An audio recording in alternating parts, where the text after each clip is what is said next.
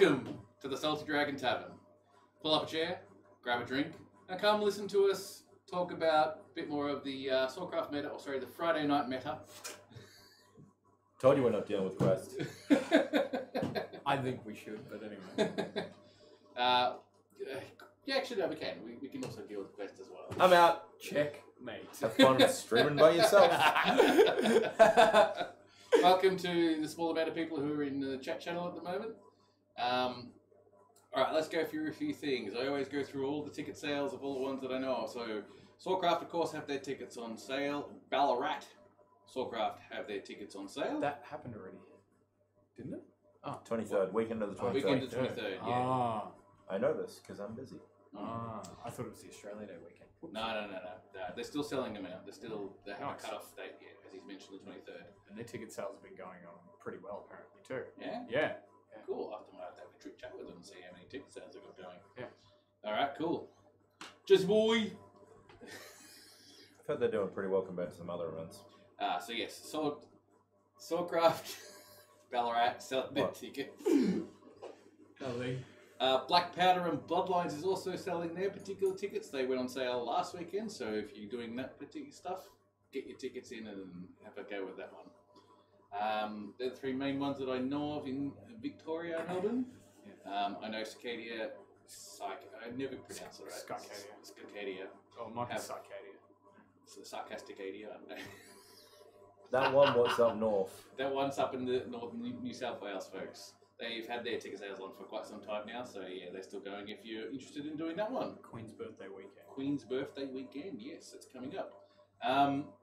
There is a whole heap of other LARPs from all over Australia, and if you want to know anything about them in your general part of the world, so we're talking like in Brisbane, in Perth, in New South Wales, in Victoria, Adelaide, anywhere else, or even related festivals and reenactment society type stuff and whatnot in relation to LARP presence and stuff, scroll down in the Twitch channel and you will see that there's two things. You'll see a small list of the events and the links to their event pages, and above that you should also see a link to a Excel spreadsheet put together by one of the community with basically a calendar of all of the possible dates of everything she's been able to find and put together, which has been absolutely fantastic resource for you, so you can sort of plan your LARP life if you're one of those people. Shout out to a new group who've only just kicked off. Yep.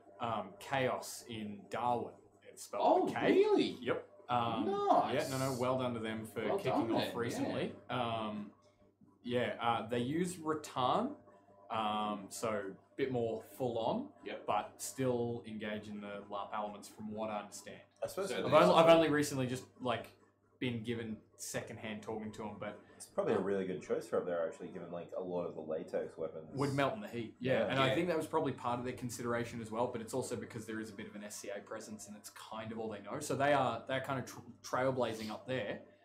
So that's definitely one to watch. That is really good. It's definitely one to watch, being the first in using in the Northern so Territory are they, that we're aware of. So they're doing a bit more like in the fantasy sort of style, whatnot. But As I understand it, yes. So KHAOS? KAOS. KAOS, so the old Get Smart type chaos. Yeah. Maybe it's a Get Smart. Maybe. It's all about being secretive, competent spies. Yeah. Well, it's actually really good to know. I might have to look into that one and see a bit more about it, so I can get some information. Well, I'm planning to go up and see him. Yeah, so cool. that's sort of how I know him. Sort of something I'm working on. And then we definitely have to have a chat with them again, I guess, at some point and see what they're all about. All right, cool. That's really good to know. So the next part of this is the thank you to all the people who have donated to this channel, whether it be for the Dungeons and Dragons thing we do on Sundays, or specifically for this particular part of the channel. Thank you very much, especially you, kid. Name drop. Name drop. If you like what we do here and want to help support us, I'm always up for more subscriptions and more bit cheers. Bit cheers, you can buy the bits in the channel itself. If you just look up and scroll up, you'll see a button to purchase bits. And then from there, figure out how to actually bit cheer the channel. And they're like once-off donations that you can throw at the channel.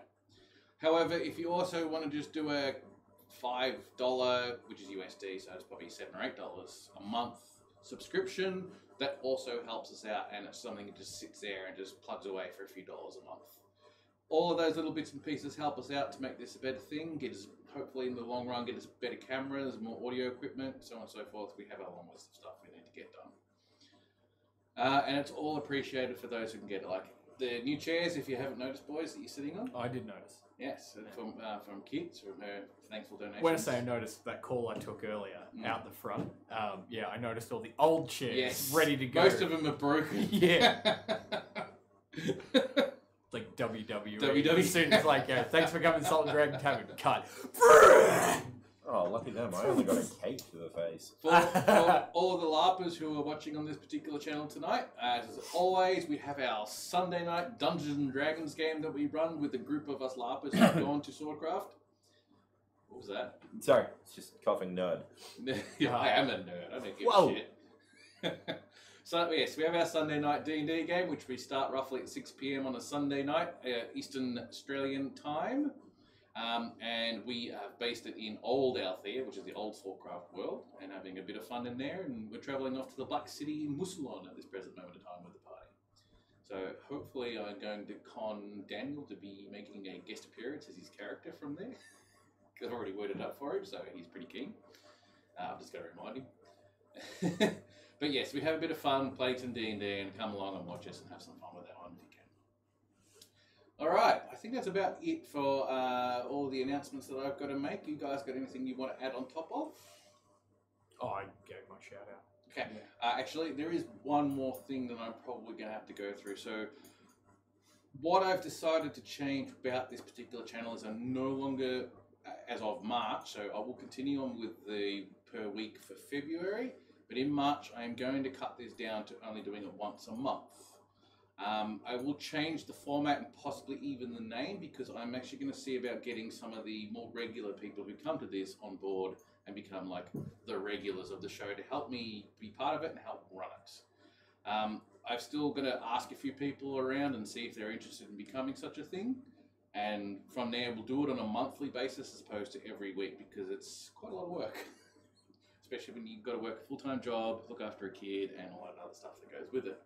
So that's part of what I'm doing, and that gives us a bit more time to sort of advertise when it happens. Now, in saying that, we are still going to have other content on Tuesday nights. So we're going to alternate, like, first week of the month will be X, second week will be Y, so on and so forth. We haven't figured out the full roster yet.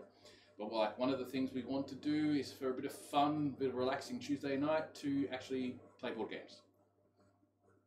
And I've got a few other ideas that I also want to chuck up as well.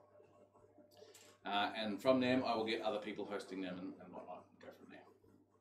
All right, I think that's about it for all my announcements. So let's get into this meta talk. It was like, we're all just like, what the fuck we talk about now? Doesn't matter. There's a meta? I should mention that I'm probably going to be super rude and break one of the cardinal rules of streaming and keep looking down tonight. It's more because I've got the chat in front of me for once, so that I can not just rely on Tim to tell me when people post really interesting questions. So I'm more than happy to overrule him, tell him to shut up because he doesn't know what he's talking about, and answer your questions about the matter. That's my job, motherfucker. Shut up, you don't know what you're talking about. I just told them I'm happy to tell you that, Tim. And currently there is a very quiet chat at this present moment of time and not very many viewers. I know, I'm 50% of the current comments in that chat. Yes, you are. Yeah. So hey, what... The Evolve. The Evolve. Hey, that guy.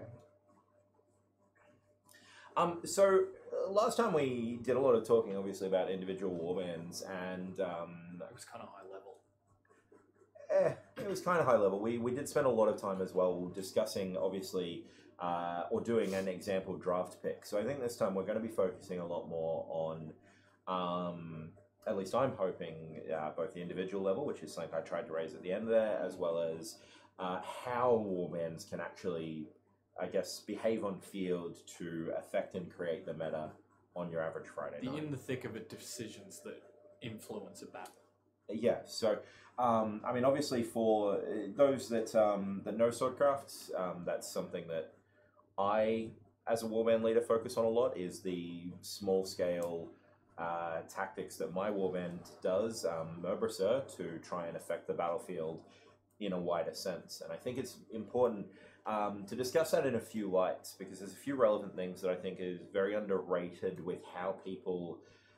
a lot of people that just rock up and say, yep, it's biff time, I'm going to walk straight at the enemy and we're going to slap each other until one of us falls down. So maneuvering, the terrain, and obviously, for those that don't know Swordcraft, we're actually currently undergoing a rules trial, Elemental rules, which have seen in the last 2 weeks a pretty big change-up of the meta as well. So I think it'll be interesting to discuss how those Elementals have affected things already and how they could affect things in future. So, yeah, if anybody... Hopefully, Deathy Dylan, hopefully. If anybody has any questions, like, I've got a few ways that I want to see people break the rules with Elementals. Yeah. So I'm just going to start with those. If anybody can get together 20 players, and unfortunately you need 20 players, you need 10 mages, 5 air elementals, and 5 water elementals. Build a shield wall. Using the elementals. Air elementals at the front, water elementals with 3-meter spears at the back. Good luck breaking that without mages. Is there anything in particular that you guys want to focus on tonight, or? This is kind of a bit of an open sort of chat that we're going to be chatting about. I do want to delve more into the individual in the meta, because you were quite right. Last time we did this, we did end on that particular one without going into full details. So as part 2, it would be good to go down to the bottom level and then go from there. And if we're running out of meta to talk about, then add in the meta and tactics involved together. So, and also the fact that the rules change also change the meta considerably if they go ahead. Last week was very different to how it's been for the last few months, I can tell you that. I mean, we've had very similar maps and games to play around, but the change of element in the way you have to change your way you think about terrain, especially water features, has just turned everything 180. I just wanted to really get stuck into talking about unit on unit and unit assistance tactics. So the interplay of units against the interplay of units. Yeah, which is still actually part of the meta because the composition of little units with the individuals in them, whether they're predefined units that are all of one particular type, or they're just a bunch of people who've been put together with certain amount of skills and whatever they have to be picked up. Because they're sort of things that really do play onto the meta of your actual tactics. So that's what you're also going to consider. So they roll into each other quite considerably. It was like when we were doing the higher level considerations and I was talking about, like sort of almost battle groups kind of things. This goes with this and that to achieve this outcome when facing this kind of thing. Yeah. And it's all sort of very prescriptive, but it isn't necessarily in stone, if that makes sense. Yeah, it can be a bit more fluid. And then what happens down there at the front is not necessarily the same. Much as I was like adamant that like your lines of communication are key to making sure that your plans stay in effect and remain effective, what happens down at the front doesn't necessarily translate back to sitting behind the line or at the rear governing everything. So obviously we ended on it last time. Do we want to start with the individual level and how you as players, me as a warband leader, individuals on the field, whatever their rank, whatever their job in their warband, can affect the greater meta. Yep, let's do it. Let's talk about the individual. All right. So first of all, I'd say do it in the new context of the trial magic rules, because that's one big effect you can have right now. Is summon a water elemental to guard a water feature. Because admittedly, I'm not playing at the moment, but everything I've been hearing from people who are interested in these trial rules is saying, either be a summoner for a water elemental, grab a two-handed weapon and guard a water feature and keep people off them. And that stops that anchoring of lines so effectively, generally speaking. And we'll even instantly jump into counterplay, because everything in the Swordcraft rules, there is counterplay to as well. I, last week, spent a lot of time watching these skeletons on the other side, waiting for the water elemental to try and get in with their spear, And because skeletons can also fight in a water feature, they just march in and drive the water elemental off. So, yes, water elementals, when there's water, are very powerful, but that's not to say that they're not without counterplay. So, another way to look at it is don't just think that's the ticket, that's the broken thing, that's the powerful thing. Try and look at what people are using it for. In this case, water elemental, 3-meter spear in a puddle. They'll then be able to poke and not be in reach. So try and think, well, maybe I'll summon one of the other elementals to try and interact with that water elemental to try and stop it from having that free reign over a water summoner feature. on summoner, though. Like that's kind of limited to summoner v summoner. Well, like you said, it's making the decision to play as an elemental, to play as a summoner. Which comes into the pre-game decisions that the individual has to make is, what am I going to be and how will that play into the broader game? And everybody makes that assessment, whether you like it or not, and whether to a greater or lesser degree. Everybody makes the assessment, I'm going to be this because I want to be this. But they can also justify that it will achieve a certain thing or a certain counter. That's generally what you hear when people discuss the sort of thing they're going to play or the sort of equipment that they're going to take. It's interesting. Someone's actually pointed out it's not so much the undead, or the skeletons, as well as the actual shades themselves being able to go into the water and basically just go in Veritas flee. Yeah, they have actually. Sorry, I did speak wrong there. Skeletons are allowed in water, but yeah, I think you might be right, Akuni, that they don't damage elementals, but. You know, much as I've been touted as a rules Nazi for 8 years, my memory is Swiss cheese. So I could be wrong. If I'm wrong, shout at me in the chat. Or call in. Oh, we should have had a hotline. 044. I actually think I can. I just haven't done the setting up. I can't do it now. No. What about half time? I can do it in. It's probably too much. I've actually got to download a plugin and then get it all tested. What about I could volunteer my Skype. Could do that. Hashtag shouting at Nathan. Great. So let's go over the pre-game for a minute. So what decisions can you as a player make before the game that are going to affect the meta? I'd say there's really 3 big ones. Choosing the warband you run with, because that's going to affect the meta. If you choose a warband that's much larger, you're going to have a lesser overall impact on the meta when you step into that warband. Lesser individual impact. Lesser individual impact, because you're going to be a drop in the ocean of that warband's meta impact. If you're running with a small warband, say 5 to 10 people, your contribution to that warband's effect on the meta is going to be much greater. There's also the aspect of what equipment you've chosen to use, whether that's choosing to be an elemental or a summoner or a healer, picking up a bow, picking up a spear, running sword and board, the terrible decision of running single sword, because not everything in the meta is created equally. I said there were 3 things. I totally lied about that. I've only got 2. Anybody have a third one to fill out my 3 things? So what was the first 2 again? Was the warband you choose and the gear you choose. The gear you choose. Yeah. For me, the third one is your mood. Yeah. Because your mood on the day, like if you're really excited to be there and you're like chomping at the teeth to fucking just bash someone with a rubber sword, or someone who's just like rocked up because you feel like you're just part of a group of friends and just doing LARPing, and you don't have the right mindset, it does change the way you play that game. If you have a whole warband, I would use goats as an example. Like when they come on board, they just love being goats and they love doing the whole bash and whatnot, and they just go nuts. And because you know what their style is, and when you join that warband, their style transfers over to whoever happens to join generally. Not all the time, but generally. And you kind of know when you're picking them as part of your side, you know exactly what they're going to do and what you have to do. They're kind of like a bit like how the old orcs were. You know they're going to charge right at the start. You know they're going to get themselves killed. As long as you understand that's how they are, you just push them in the right direction. That was actually a good suggestion for a chat Discord. With Discord? Yeah, you can set up with Discord. Yeah, I can. Yeah. Just create a private channel, drag people that want to be the caller of the day in. Yeah. Yeah, you're absolutely right. I don't need a visual. I mean, that's true.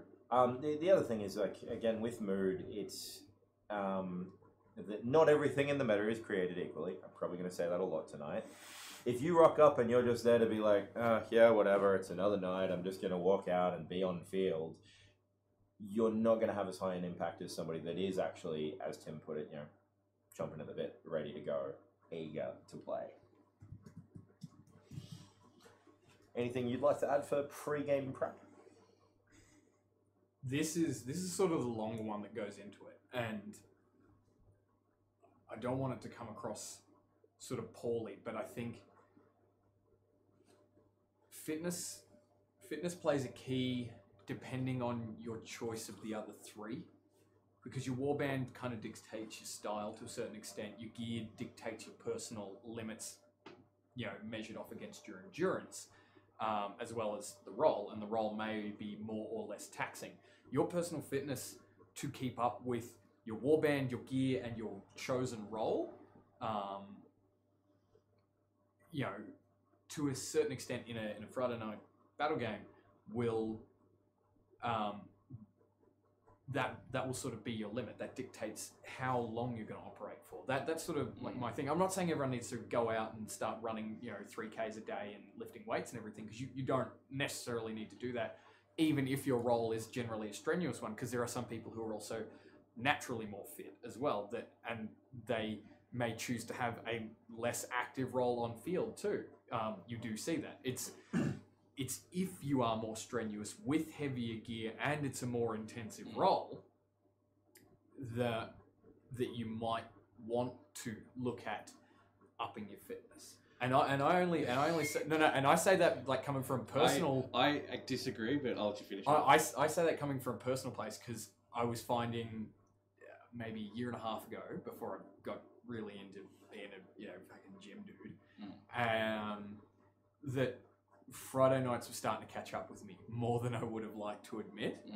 And then after really getting into fitness for other reasons, I found that it had flow-on benefits to the fact that I was wearing heavy armor, liked to get that sort of double-time job going in my armor and take it to the front lines, where and when I could. That was taxing, and fitness helped me do that for longer, and therefore probably better for longer.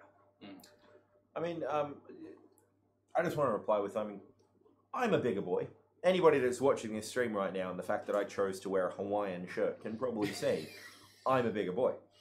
I was whinging about it. I was like, why does Nathan look bigger than me? Yeah, because I am. Tim, rescale me. I don't want to look small. Oh, give me a moment. Yeah. Midstream scaling. So they've got this big... Yeah. Like a homunculus. As we discussed last time at one of these, my warband is one that, we do a bit of running. Yeah, we do a bit of the more active things. You do. And if there's one thing I would say to package making those statements as a slightly larger gentleman who does the more active side of things at Swordcraft, you're 100% correct, in my opinion. It's like that me and my warband we've discussed. I would reiterate my point. It's not necessarily... Great, now I've got a Tim inside me. Is he rescaling? Not yet. It's not necessarily prescriptive. You don't have to... But what I'm trying to... Sorry, we're distracted by Tim messing with himself.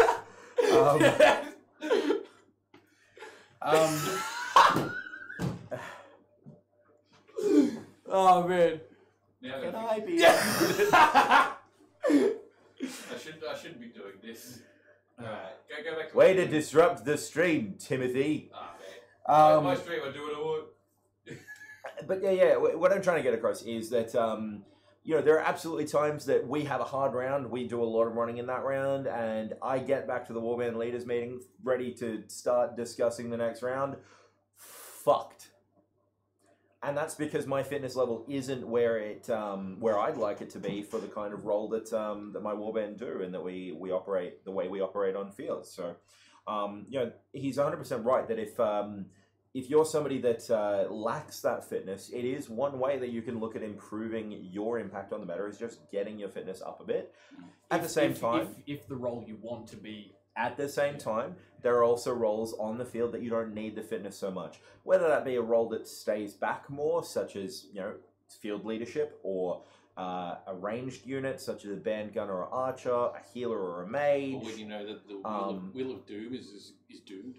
Or just somebody that sits there with a massive tower shield in heavy armor because they can't walk in it. So they just plant their feet and don't move anywhere. So, yeah, fitness can have a huge impact, but there are also ways around that. If it's something that you think your fitness is not there, don't think of that as a turn off that you shouldn't attend because you're not fit enough. Because my belly fat will knife fight your belly fat and we will have a good time. We're going to do that after the break.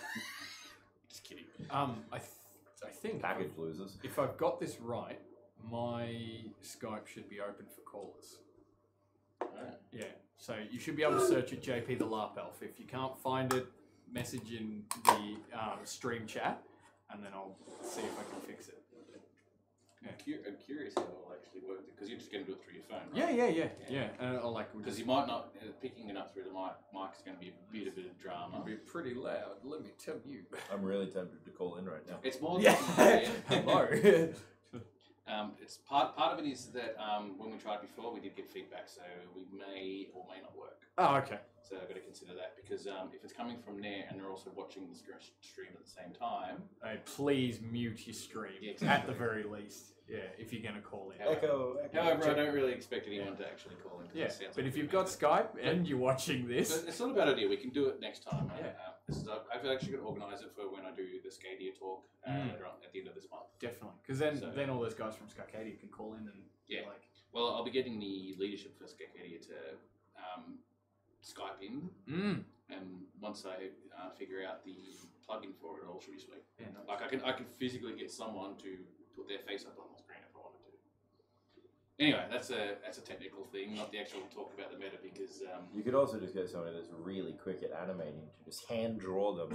It's too much strain on the animators. All right. So anyway, that's 4 ways that you can think about the meta before you even get to Swordcraft as an individual. So we've got warband, equipment, fitness, and attitude. I'd put fitness dead last out of those 2 as importance. You don't need to be fit to play because you don't need to be fit to have fun. You do need a minimal amount of fitness, realistically. Well, you've got to be able to stand up. Yeah. Probably at least, that's not necessarily even true either. Like we have had in the past we have had someone come twice or maybe 3 times who was vision impaired, and they had their helper helping them around the field. From what I saw, I didn't actually see them, but everyone talked about it for quite some time afterwards. It was sort of that one. Yeah, well, but like apparently it was pretty well applauded because it was pretty well done. Everyone was pretty considerate, and even though that obviously, that is an impairment to their ability to play, it still didn't prevent them from playing. So I'd say that there's very few. That's not fitness though. That's more. No. But I'm using it as an example of something that like physically holds you back. You might be asthmatic as well, and that could be something that limits your capacity. There's heaps of asthmatics on the field. Yeah, and that's my point. Is it doesn't stop you from having fun. That's true, and which basically comes down to because go back to meta. The fitness thing. It's not just a fitness thing. Again, when I said before, the mood thing being the third thing. Sometimes some people, and you can definitely watch it like after the halftime break, the very first half hour of the game, like they're all energy. Then depending on generally their age group, dies off after halftime, and at the halftime break, the energy and the power that they're bringing, either as an individual or even as a group as a warband, dies off considerably. Especially if the person who dies off is leading that warband. Weather is a factor in that. Weather is also a factor. And I say that coming from like we don't have a high intensity, like we cap our intensity deliberately, so that way we can play for the longer at a more consistent rate. That's right. Yes. And that's a very deliberate choice on our part, But yeah, definitely a huge way you as an individual can impact the meta is control the sun. Yeah. But then in summer, like we're baking, and we generally get one good charge in us, and the rest of the night we're walking. Yeah, I think that's probably the same for you. We have definitely. I have definitely slowed down over summer. I've got a few that energize the bunnies. I tell you. You know what? There's also something else that's actually There's something else that's also changed the meta over the years too, and that's the rule changes. Okay, so Free Company was a good example of this. Who used to utilize this something to the nth degree. So before the rules became the 3 hits to the body and 1 hit to your limbs, there was a period of time when it was essentially almost 1 for 1. Like, it didn't matter where you got hit, you just took a point of damage. Everything was 1. Everything was 1. So, because of that particular reason, Freako basically went with the training tactics of cow cutting. Yeah. And all they basically did was sit there and just be patient and just wait. And cross-cutting as well. And cross-cutting, exactly right. Cross-cutting and counter-cutting. And all they do, because they knew that hitting you on the arm... Yeah, hitting you on the arm was the same as hitting on the body. Just sit there and wait for you to be impatient and just bang. There was another thing to that, though, and I think this goes back to pre-game thing, is training? Training, yes. But I think it's more equipment on a warband scale. And this is where you do have those individuals who generally will contribute more in terms of the equipment that a warband uses. And Free Company had a small cohort of people over time that, diminished, who were maintaining this uniform, centrally managed armory is probably a good way to call it. So they had like the same type of heater shields for a very long time because they were all fighting the same style, or encouraged to fight the same style, that same counter-cutting and cross-cutting style. And because of that, it made them, all that more effective. I think your willingness to contribute, to find those elements in your warband that you can contribute to the equipment, the training, and maybe even in certain instances, the different roles and stuff. Your choice in those factors that go into it before you even take the field, that feed into your warband, because you can't go it alone, are what are most important. Because then the decisions, they scale up from there. So talking about equipment, and one other thing that I'll say on equipment is, it is, and this is a bit of an odd one to put, because it's more than just, picking what weapons you use and what armor you wear. But I would actually argue that in some regards, soft kit and the way you dress is going to have an effect on the way you're perceived as a fighter, which in turn affects the meta to a degree. If you are somebody who is rocked up in, trackies and a t-shirt, you're going to be seen when you're marching across the battlefield very different to somebody who's rocked up in full Landsknecht gear, or, sorry, I probably butchered that word, or that's the one, or dressed as a massive orc with or without armor, because you're going to be seen by, first of all, newer players, you're going to be seen by them as more experienced. And experienced players, you're going to be seen by them probably as more experienced. And that will tie into the psychology side of field play. So don't just think what I'm saying as well, that and when we're saying uniform kit for a warband, maybe that uniform kit for a warband is, 10 elves marching in almost uniform lockstep. Uniform equipment is not prescriptive. I was just using that as an example. Like, you can find a contribution to make to your warband. That's what I'm trying to say. Is like, you can put into your warband that makes your warband more effective. There are people who are more or less capable, both physically, because they might have tools and knowledge, but also financially as well, to be able to afford that upkeep for their warband. Yeah, I'm not saying necessarily go out and make a warband uniform kit, but what I'm saying is do it because it looks sick. What I'm trying to get at is, don't just think of the kit that will affect the meta as the hard kit, the weapons, the armor.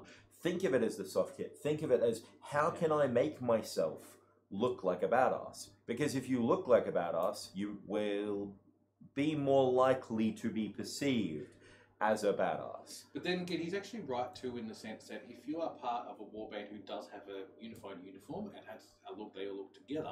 I was actually trying to talk away from that. No, but the thing is, there is a certain amount of merit to it. There is a lot of merit to it. Yeah, and meta to it as well, because say, I'm going to use the rogues as a good example of it, because their kit and design has improved over time, but originally when they were all put together, they just look like a whole heap of individuals that put together with the odd colours here and there. You might be able to recognise them, but they kind of looked like individuals within a group. Whereas other warbands who had the same uniform and look and whatnot, so the mentality in how you approach them differs. Homogeneous outfitting is intimidating. Back in the days of Breton, this is a long, long time ago, what I found more often than not when there was a little less stricture around new players being run on field, if the new players were given some license in the face of Breton, they would run off and engage the knights because they're floating out there looking like a bunch of individuals, and then you have the Bretonian wall with the men-at-arms and the peasants, right? And there was, like, even though it was one sort of main distinction there in that wall, there was like only two differences, and then they all had either the heater or the tower shields in the same colours all the way down the line. And they'd be like, well, that's a wall of death. I'm not going near that. Yeah. So they run down and they pick out the individuals, forgetting that the badass, or not knowing the badass rule yet because they were new players, you know.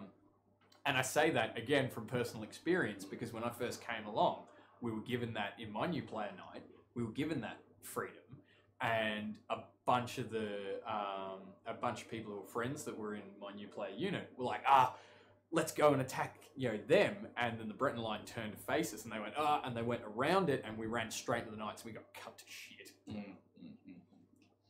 Just to rewind the conversation a little, and I apologize, I'm probably going to say it wrong as well, but Tim, it's not the rogues anymore, it's Iaska and Haas. Probably saying the last word wrong, but let's try and keep up to date with the names, shall we? Well, I'll try. You'll try. We won't go into that one too much about my memory. Anyway, I wanted to get to that particular point too, because when I was running the Undead, I had actually some of the same problems. And you guys have been around long enough to sort of... the Undead had their ups and downs considerably. There would be particular times when the Undead were just phenomenal, and there are other times when they were just completely clusterfuck. Aldar's launch night. That was probably one of the biggest peaks of the Undead. What do we You do? had like 35. Yeah. And everyone actually looked pretty good. Mm. Like, yeah, and you were like, most of these kids have only been here weeks, but I think it was sort of just before, like, you'd attempted a whole bunch of input into, like, new costumes and stuff. Yeah. So you were able to sort of share a bit of it around, Yeah, which was exactly. really good, because then you had, like, 35 turn up on a night. Yeah, it was insane. But, like, there's also a period of time when we changed the way we trained and did our tactics. Yeah.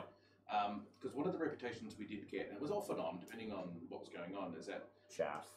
Chaff? It was a reputation you gained. Chaff? As in, you've got a core of decent players, and the rest is just chaff. Oh yeah, no. So that was definitely something we had a lot, especially in the earlies. Yeah, especially when you just raked in players. We raked in players and had like 30. We were competing with the North for the amount of people. You were outdoing the North. No, not every week. But sometimes the North. often enough. But yeah, we were doing often enough. Yeah, we were a huge warband back in the day. This is like back when we had like 150. And that was just after the fall of the Black Legion too. Yeah. Sorry, I actually just want to give a shout out to T-Dog Viral in the chat, who's taking it back to an individual level with regards to uniformity, which is that somebody that is part of a uniform warband that finds T-Dog? T-Dog Viral. That'd be T-Dog. Viral. From the Eldar. Yeah. Probably. Who's pointed out that if somebody is in a uniformed warband but find themselves separated on the other side of the field, that can actually, in essence, provide them a bit of a stealth bonus. Because if you're used to seeing 10 people marching in lockstep towards you and they all look exactly the same, you're a lot less likely to notice when there's just one of those people marching towards you by themselves. Yeah. Kyle, I'm going to say you're right, because they said hi. Yeah. Kyle, our now former magistrate as of the most recent National Assembly, I thought he came back to being the magistrate. He did. He was re-elected for a couple of years, but he signalled before the National Assembly that he wasn't interested in taking up the position of magistrate on a national level, and he's been doing it for a number of years in a row, plus a number of years in a row before, like a one-term break. And he's got a lot of other personal things on, so he signalled that like he would, that like even if he was re-elected, because for us the magistrate is automatically a candidate, he would step down anyway. So yeah, I got to get in the habit of not calling him magistrate anymore. Everyone calls him magistrate because he didn't know his character, so the magistrate became. And then there was another one-term break he had where Topnot was the magistrate, and everyone kept going up to him and like, magistrate. He goes, wrong elf every time, just buff him off. But he speaks to that stealth bonus as well. You know, that idea that you get that you look for the group, not for the individuals of that group. And then if it's just the individual, you kind of just you don't necessarily register it as often. And Freako, some of the boys in Freako did use that for a while back in the day, and I think that might have gone some way to contributing to the thinking behind the Sword and Buckler squad that supported the line for a very long time. I could be wrong, but that was how I perceived their assessment of it. Was they were like, there is a need for this sort of shifting group that can spread out. Sorry? The battle strollers. Because the other thing is, and let's take it back in Battle strollers? Battle strollers. that's what I used to call it when I used to do it both as Free Company and as a Breton, who again used to have that matching red and blue with the red and blue shield. And if not in lockstep altogether. Yeah, so one of my main methods of gaining a reputation as being a sneaky bastard that could appear anywhere before I did that at a run was to stroll. Just a casual walk in the park that I sometimes pop up behind your wall and cut you all down. With tactics like that, though, I will just give a general disclaimer that just because you are alive and walking, you should still make some effort to signal that you're alive and walking. Yeah. Nobody likes that person that just happens to be walking with their hand scratching the back of their head so that everybody thinks they're like this and dead. Don't bend the rules to gain advantage. One of the reason why I went back was going back to when I was running the Undead and back in the early days and stuff like that, because once I cottoned on to the fact that we were just basically a clusterfuck of huge numbers. Confirmed. What I started to notice, which was very important, and this is something that is very important still to this day, it's just delivered in different ways, but it's what I call the fear factor. If you're inherently afraid of just going into the fight, that right there is a change in the meta.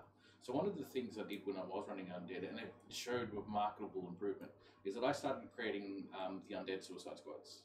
I basically made the whole Undead, all 20, 30 of them, whatever I had. Just I said to them, we're no longer going to try and win. We're no longer going to try and survive. I want you to go in there and die. And take as many with you as you can.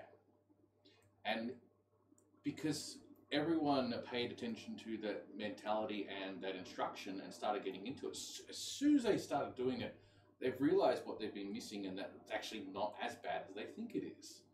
And which means that they no longer ran away, they no longer retreated at the very sign of something just being slightly off bad and just went in and So that's addressing culture at a warband level, though. But which changed the meta of our warband. Yes. Because we would no longer running away near as much after that. It changed what those individuals thought about it. So that was a warband leader taking the steps to, I guess, improve the mentality of their players, which improved those players as an individual. I'm not shooting it down. I'm saying like that, addressing that. And I actually do very similar things. Yeah, you have to if you want to remain effective. Especially if you are a more aggressive warband or group, you know, like we are, like the Eldar are, although obviously a lot more regimented, like the Undead sometimes were when they needed to be that horde of muscle mass just shambling towards somebody. So that is probably another great thing that you can think of in terms of Tim's initial point of the mentality you're going into the game with. And it's one of my most frequently said Swordcraft quotes, which is that aggression wins Swordcraft. Oh, yeah. Now, aggression doesn't mean YOF! No, aggression means being confident. It's knowing you can swing your sword. You don't need to be this timid little thing hiding behind a big shield. Your way of winning is by dealing more damage. You deal more damage by being aggressive and controlling the fight and hitting your opponent. And not being affected by the hits that come to you either. Well, you should count them. No. It's more of a case of like blocking, countering, and dodging. Blocking, countering, and dodging, or even when it's more about when you are getting hit. It is different for different people, and different people have different pain levels and stuff like that. But the more you can control your emotions behind it and your pain levels behind it, the more you get used to it, and the more you realize it doesn't affect you that much. That does come down to a certain extent if people are hitting you too hard or not. Yeah. People don't hit me hard, so They hit me across the face, and I get surprised by it. But yeah. You know, one of the hardest things to instill in a warband is not the orderly retreat and not being afraid to fight and possibly die. It's to hold. Yes. A disciplined and maintained hold, whether you are regimented or a clusterfuck of numbers, it is the hardest thing to instill in a warband and keep instilled in a warband over the long term. It is one of the hardest things, and it has to be a key focus. If it isn't a key focus, you won't be able to do it well. Because a lot of people have this mentality goes, well, if we're going to lose this particular fight, then why are we here? And then they start backing off. But it's also like how they act when they're told, we are holding here. And there aren't many.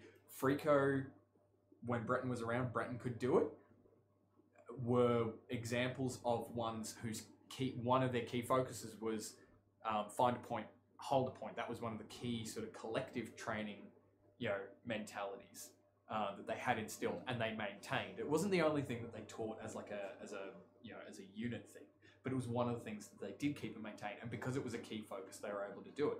And at different points in the history, it might have become more or less of a focus. So it became more or less effective when it was more or less of a focus, and you could see that. But they could still do it over the years because they kept doing it and because they kept practicing it over the years. And I think that was what I'm trying to say with that is whatever it is you want to achieve, either at the individual level or at the warband level, and to a certain extent at the upper level where you're a section or a section commander or a battle group leader or even a general of a side,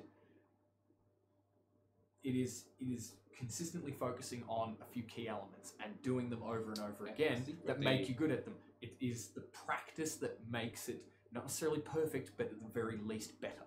I think you also kind of hit the nail on the head without realising you've done is because I think the key word too, especially in this, it doesn't really matter. When I say practice, I don't necessarily mean training either. Yeah. For me, because all the warbands have their different thing, and the individuals within those usually generally follow those particular domains. So it's just said you're quite right. You don't need to be these things that we say you should be. You just need to be consistent. I think is the better word for it. Yeah. Whatever it is you're doing, individual, warband, or general level, so you do it consistently. Yes. The general level it's a bit different because you've got to think of broader things, but you need to be thinking of those broader things consistently. And one of the things that was brought up in the build your own LARP thing that I think goes a long way into being a good individual combatant, a good warband collectively and warband leader above that, and a good general is reading. You can't stop learning, because if you just turn up and you want to have a biff, as we've been saying, like that's fine and you might have a great time, it doesn't necessarily make you effective. And if one of the things we're talking about here when we say meta is overcoming the realities of the game and the rules behind it, and that the things that make up the battle that that you play, you need to understand it. And you can't over-intellectualize it, but you won't know you're over-intellectualizing it until you're more widely read. So you need to read and learn, or even if you don't have time for that, put YouTube videos with academics on in the background and listen to them while you wash dishes or have a shower or something. It's perhaps even listen to the team's table talk. All of the stuff that we talk about. Absolutely. Sometimes it depends on what you want to do, but you've got to do it consistently. Yes, you can't let it go. It's especially important at the warband level too. Especially important at the warband level. Especially if you say you have like a key focus and you don't persist in it, it will be noticed that you have announced a key focus that you try to achieve, and then you stop achieving it for an extended period of time. I'll use ourselves, Mobrisa as an example of that. So, of late, we've been slacking off on our duty of dedicated shock troops through solely because we've been gaining a lot of players that want to be healers and archers. We've still been effective on field, but we've been being selected for a particular role that we're not necessarily able to fulfill on every night that we're picked for that. So I just want to say one thing, another thing on an individual level that you can do. Now, this is mainly geared towards warband leaders, but it's something that you can do as an individual player as well that isn't a warband leader and talk to your warband leader about, which is, and again, it's pre-game, but it's on the night pre-game. Get intelligence before team picks. Yeah. Walk around. See who's there. See what equipment they've got. See what warbands have people kitting up as elementals, grabbing healer staves, picking up bows, picking up shields. You know, if especially during this rules trial when we do have you know, these elementals that there aren't really many ways to counter that people have figured out that are effective yet. Yeah. See who's got them. I think that for anybody that was there most recent Friday, we saw a pretty heavy imbalance of these elementals. I think that the opposite side to us only had 1 necromancer and 5 skeletons, whereas we had a fire elemental. Actually, no, the other side did have a shade as well. We had a fire elemental, a shade, 3 water elementals, and 3 air elementals. So, you know, at that point, could that have been prevented? Because I think we had 2 air elementals and a water elemental come from one way, and 2 air elementals and a water elemental come from another warband. So had intelligence been given to the other side that, hey, this is the balance of elementals, would that night have gone differently? Maybe it wouldn't have been a huge change, but it would have meant that there would have been the ability of the individuals and the warbands and the sides to interact differently, because you don't just have one side controlling all of the water points at that point. Also, on that particular note, sorry. No, that's okay.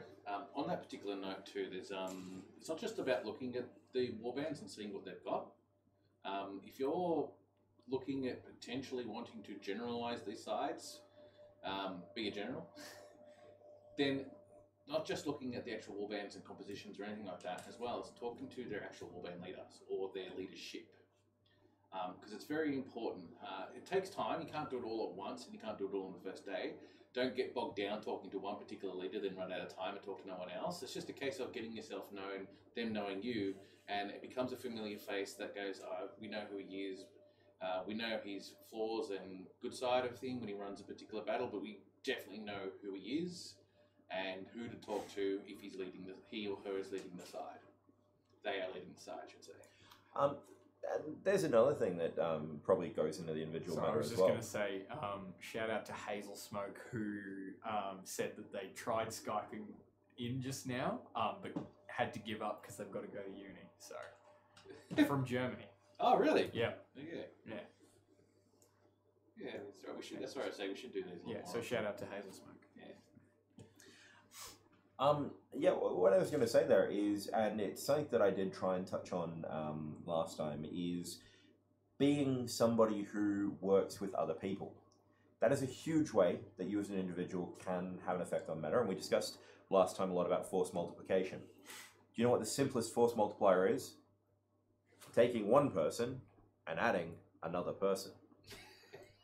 1 plus 1. Plays at home. Anybody want to take a guess what the answer is?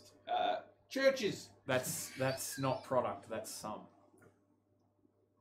Yeah, but it's 1 times 1, mate. No, it's 1 times 2, mate. Quick maths.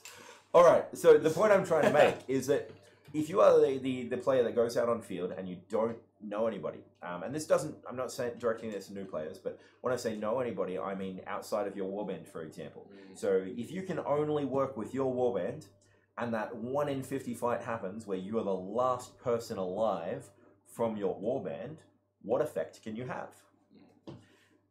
If you've already met people from other warbands, you recognize maybe another warband leader that you trust to give you a command to get you back into the fight and keep you effective as a player. Or it's, maybe every warband leader on your side has dropped and you're the one that has gone around and gotten to know other players. Maybe you can be that rallying force that gets your side working together. I'd say in the last month, I've probably spent about as much time giving orders to other warbands as I have my own, just because I've been taking a lot more time to step back again because I'm a large boy and it's been freaking hot, and watch fights. And I've seen things that it's been like, oh shit, you know, we're about to lose a flank. We need to pull this warband back. It's not my warband, but if they stay there, they're going to get surrounded. They're going to die. Because I am a very loud and large individual and I have been around forever, a lot of people know me. So a lot of those warbands do listen to me. There are other ways to do that though. Make yourself known to them, especially if you do want to be one of those people that that steps into leadership eventually. Now, again, because there is a caveat to everything that I'm saying, don't think just because you've spoken to somebody that they're going to ask you how high when you say jump. Yeah, I think the other... We're not like Package and just put your face into everyone else's face. So what?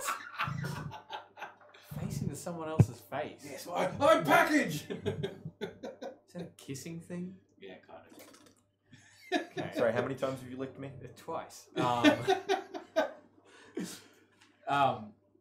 think one thing to remember there too is though, what you often see is you will see flanks or sides or sections falling, flagging or failing, and people do yell out to one another and they try to communicate with one another. Excellent that they're trying to communicate.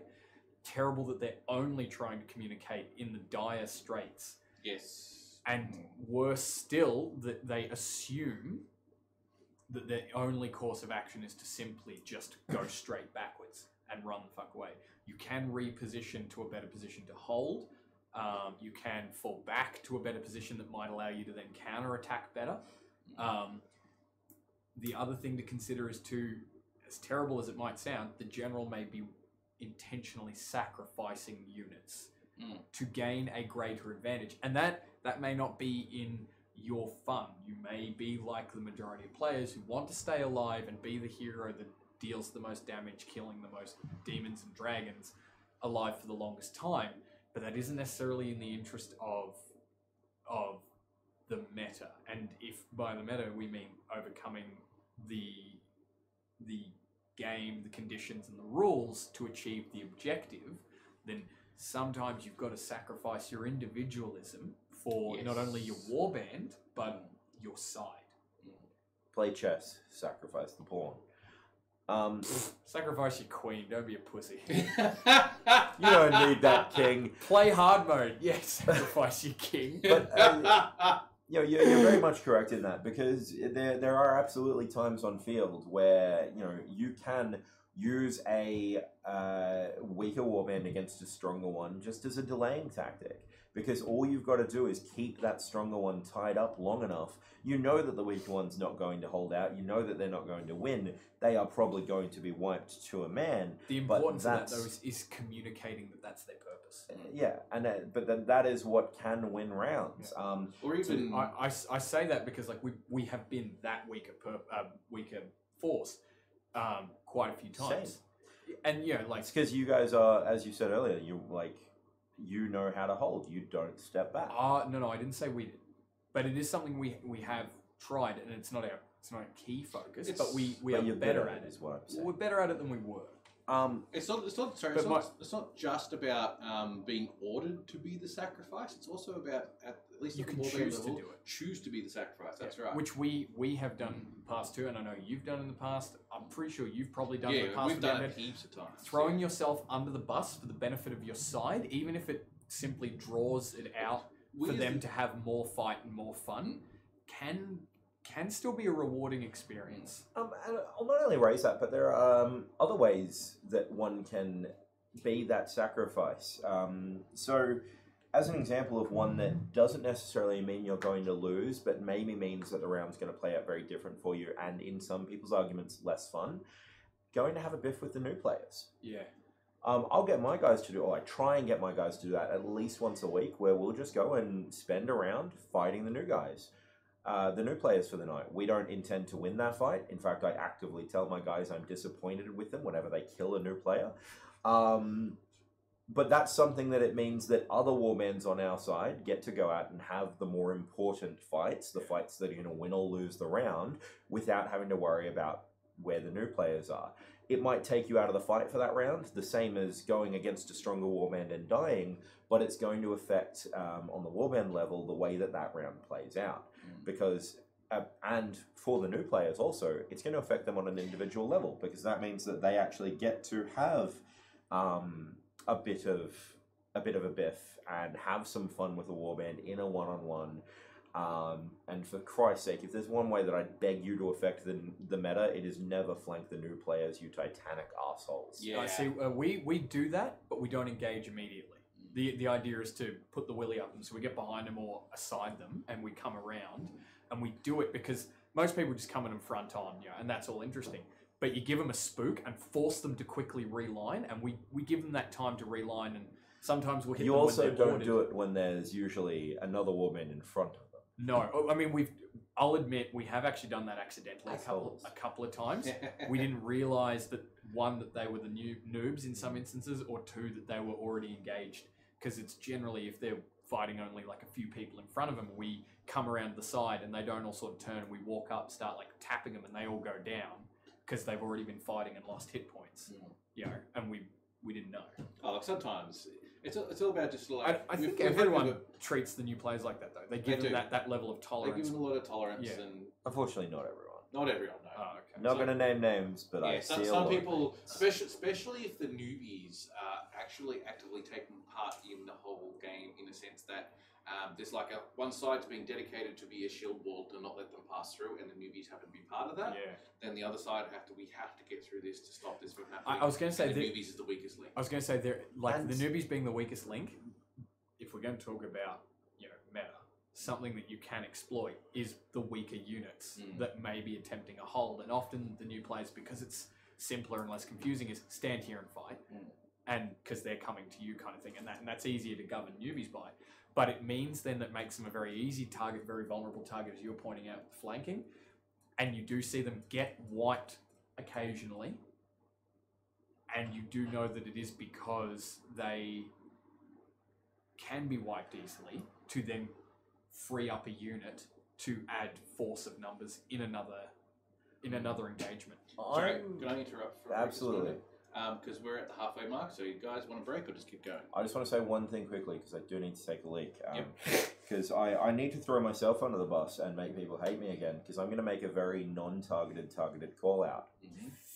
There are some people that will, and this is new player meta. We're talking new player meta now. And my warband have done this. We've stepped in and we've joined the new players as a shield wall, but that's more to try and give them in amongst them, to give them morale and get them pushing, get them engaged. But there are some groups, specifically those with ranged weapons and long weapons, that will use the newbies as cover. And the reason I'm telling this as a call out is the problem with that is, yes, it's great because the new players feel like they get to win a bit more, but you're taking advantage of a huge weakness in that the other side don't want to step in to hit you.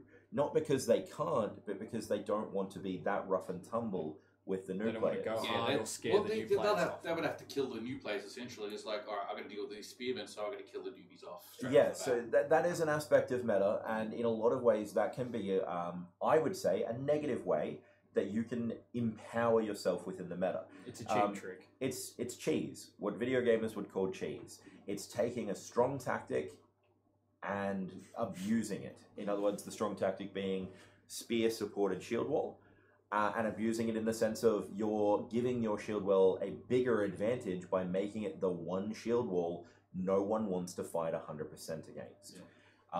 So I'm going to call that a call out. You're a dick if you do it.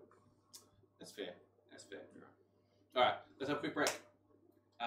We'll be back in like 5-10 minutes, and then we'll continue on with this particular talk. So have a break, grab a drink, and we'll be back. Eventually.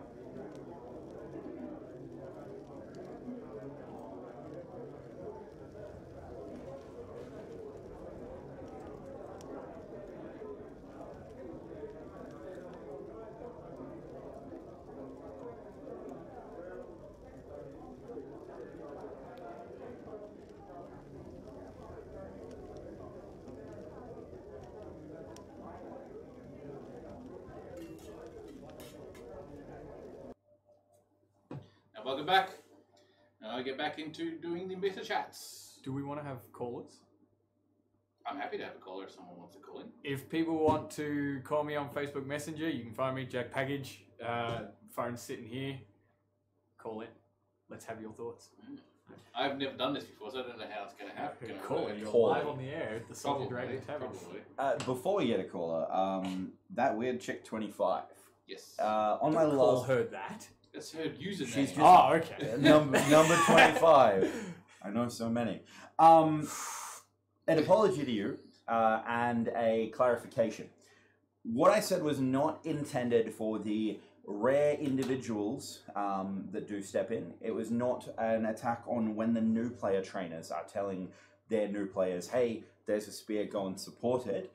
But more, if there's a warband that's fronted up against new players and they're clearly not fighting their all, and then all of a sudden you get, 5 or more halberds and spears and two-handed swords, just step in and wipe the floor with whatever's in front of the new players. So that's where it can be a problem. There was a good point made by Tim before the break as well about sometimes there is no choice but to wipe the new players because they've been put, with an objective or at an objective choke point that a side needs to move them either way. And I also think it's a bit different if you're supporting them in those situations where they've clearly been put somewhere that the other side is going to have to move those new players. Or if they're outclassed and what they're outclassed against is trying to butcher them. If you try and help the new players where they need it, good for you. Yeah. So please don't say, please don't take my words to mean that I'm saying, if you fought within 100 meters of the new players, you're a dick. Not what I was meaning at all, because our fields are only so big. If you do LARP, you're a dick anyway, so it's all good. Yeah, stay at least 200 meters away from them at all times. Yeah. So yeah, I did just want to say that. I apologize if any offense was taken in that circumstance. Yes. Yeah. Well, as I said, being an individual and having a few people ordered in front of you to protect things is probably part of the experience as a newbie. Sort of understand how it works as a thing. But yeah, when a warband uses it to essentially break the meta in their favour, absolutely not a good thing. Yeah. Even a few individuals at an individual level do also use it too. Really, but yeah. Like I did said, I've stepped into a new player shield wall as well. And at that point, I don't even swing to hit the other side. I literally swing to hit their shields to be like, new players, let's engage. And again, that goes back to that morale point and that aggression point. I had a good fun one particular day when I had the newbies, and I think Andrew was off. Like they split because it was a large group of newbies, and they'd split.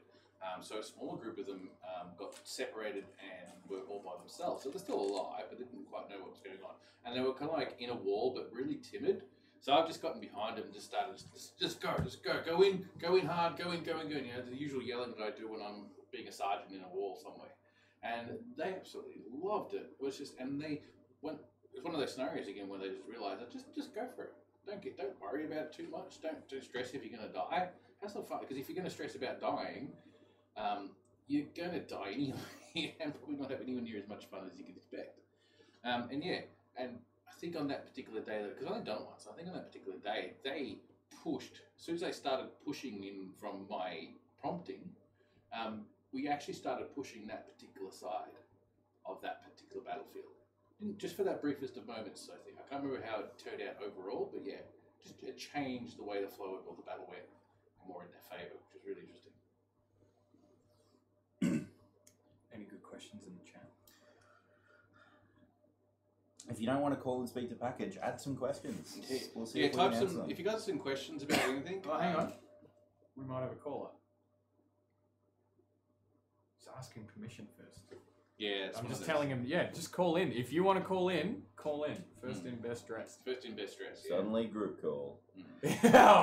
Oh, yeah, that'd be Might well do that on the way to Quest. We've got radios, but we still just Facebook group call so that we can see each other. Yeah. Oh, no, yeah. I know what you mean, but I don't think it'll work. Oh, here we go. Oh, he's calling over the phone too. Because this guy has my number. This guy has your number. Yeah, he's got my number. He's got your number. Healy, you're live on the Salty Dragon Tavern. Hello, caller. So a pre-game meta, I don't know if you guys have touched on yet, more for Warband leaders, is potentially look at the game types. I mean, if you're going to pick sides and it's an item capture, get your runners. Look at who the runners are beforehand. You've obviously seen them every week. They've been the runners for item capture, or if it's a double battle plan. Can you say if you can hear him? Pick like a team that can really smash a hole and get through there. No, that's a really good point. So Thanks the for question, calling that in, man. The question is, if you couldn't hear it yourselves over the channel, is if I'm not mistaken, how the game type on a Friday night actually changes the meta and your team picks and how you generalize. T-Dog Viral can hear him. Hey, sweet. Thank you, T-Dog. I just hope it sounds like a 3AW caller, you know, like, it's like, yeah, so they're doing these works on the Sydney Harbour Bridge, and it's 20 minutes to my commute. It's just, do you understand how difficult this is? I pay a toll. Do you understand?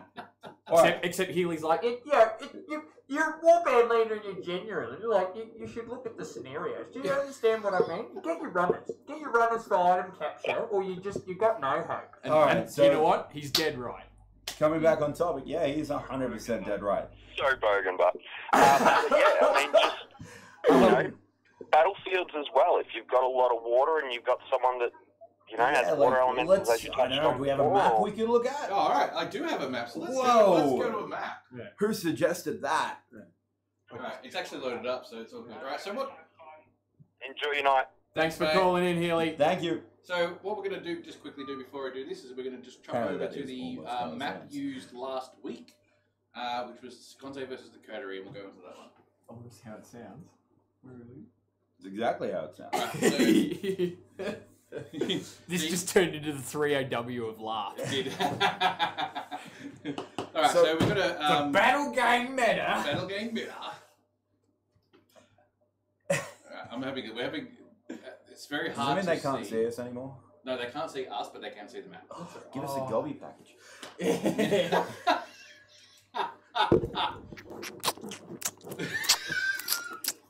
All right, so to answer Michael's question, with this map, we've got the map that we used, we've got the game types that we played with, so we know a bit of information as warband leaders, and you as players know it going into it. So this will go back to what we discussed at the very beginning of the stream. On an individual level, you could think about water elementals. You can see that bottom side, you've got a very strong position for them. You can see in the first half, it's going to be double banner plant, so you can start thinking, am I going to run with a warband that's good at pushing or defending an objective? Are we going to be, because for those that don't know, double banner plant, very simple game mode. Both sides got a flag, both sides want to plant their flag in the opponent's goal square before the other side does. What's very interesting about this one, actually, I've noticed, and it does change, because I know we've got essentially 3 objectives, props that we use for this particular type of thing. So, sorry, I'm getting confused. The double banner plant is different, and I was talking more about, like, an example is when you're doing the item capture. Okay, so we know we've got 3 props, so we know those 3 props are used. So inherently, they're always put in such a sense that one's close to one side, one's close to the other side, and there's that central one. The neutral. The neutral. The one you fight over. The one you fight over, that's right.